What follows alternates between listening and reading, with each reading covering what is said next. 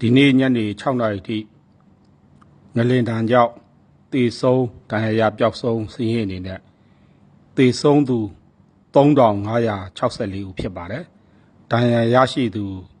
9012ဦးဖြစ်ပါတယ်။ပျောက်ဆုံးသူ210ဦးဖြစ်ပါတယ်။နိုင်ငံတကာမှကူညီကယ်ဆယ်မှုများအနေနဲ့နိုင်ငံ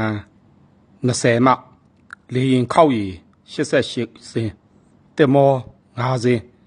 ကား6စင်းနဲ့ကျွန်တော်တို့ကူညီကယ်ဆယ်ရေးပစ္စည်းများဝန်ထမ်းများပို့ဆောင်ပေးနေခဲ့ပါတယ်။ကူညီကယ်ဆယ်ရေးဝန်ထမ်း1938ဦးထောက်ပံ့ပစ္စည်း1198တန်ကျော်နဲ့ကယ်ဆယ်ရေးပစ္စည်း844တန်ကျော်ရောက်ရှိပြီဖြစ်ပါတယ်။ဒီနေရာမှာတချို့သောကောလာဟလထုတ်လွှင့်မှုပြည်ပြမီဒီယာများရဲ့ထုတ်လွှင့်မှုများအနေနဲ့ဒီကယ်ဆယ်ရေးအဖွဲ့တွေပြန်ကြမယ်ကယ်ဆယ်ရေးအဖွဲ့တွေမြန်မာနိုင်ငံခွင့်မပြုလို့ပြန်ကြမယ်ဆိုတာကိုပြည်ပြမီဒီယာတွေကတော့ထုံးစံအတိုင်းပါပဲအချိန်ကိုက်ထုတ်လွှင့်နေတာမျိုးတွေရှိပါတယ်။ဒီဟာနဲ့ပတ်သက်ပြီးတော့ကြောင့်ပြည်သူလူထုများနားလည်အောင်ကျွန်တော်တို့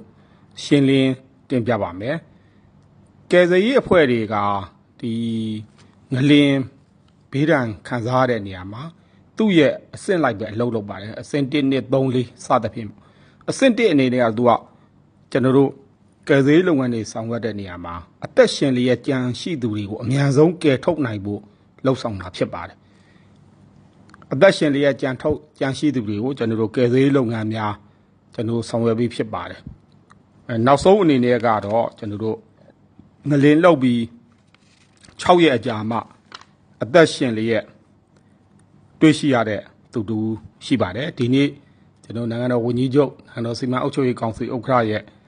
ခရီးစဉ်မှာလည်းစကိုင်းမှာကျွန်တော်တို့စေယုံမှာတွေ့ခဲ့ပါတယ်ဒါမင်းကင်းမြို့မှာတာဝန်ထမ်းဆောင်နေတဲ့ကျောင်းဆရာတဦးပေါ့သူဒီစကိုင်းမှာပညာရေးဆိုင်ရာသင်တန်းတစ်ခုလာတည်ရတဲ့ဒီပိတ်မိနေတာဖြစ်ပါတယ်တဲခိုရေးနေရာတစ်ခုမှာပိတ်မိနေတာဖြစ်ပါတယ်သူ့ကိုကျွန်တော်တို့အသက်ရှင်လျက်ကယ်ဆယ်နိုင်ခဲ့ပါတယ်အခုအချိန်မှာတော့ကျွန်တော်တို့ကကယ်ဆယ်ရေးလုပ်ငန်းများပြီးဆုံးပြီးတော့ကျွန်တော်တို့စောက်အုံဒီကိုရှင်းလင်းရေးလုပ်ငန်းတွေဆောင်ရွက်နေရဖြစ်ပါတယ်ပြီးရင်ပြန်လည်ထူထောင်ရေးလုပ်ငန်းတွေကျွန်တော်ဆောင်ရွက်ရပါမယ်နိုင်ငံတော်အစိုးရနဲ့စေစာရှင်လှုပ်ရှားပြည်သူတွေနိုင်ငံတကာအကူအညီတွေနဲ့ကျွန်တော်တို့အင်တိုက်အားတိုက်ဆက်လက်ဆောင်ရွက်သွားမှာဖြစ်ကြောင်းပြောကြား